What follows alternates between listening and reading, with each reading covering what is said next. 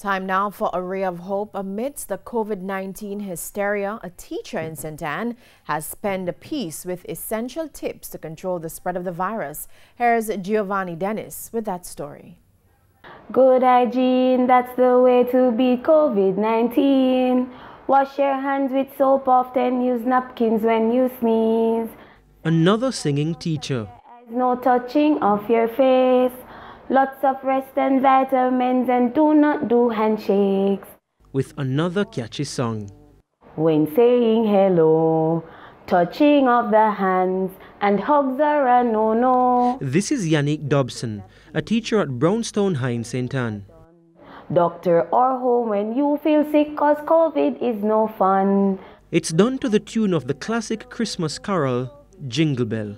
Honestly, I had no idea that this jingle would get to the distances that it has gotten. The school population and education officials in her region are excited about the creativity of the tips in the jingle. Knowing that COVID-19 had arrived in Jamaica, I thought, well, our children need to be protected, and we all know that our children learn well through songs. So I decided to pen the words.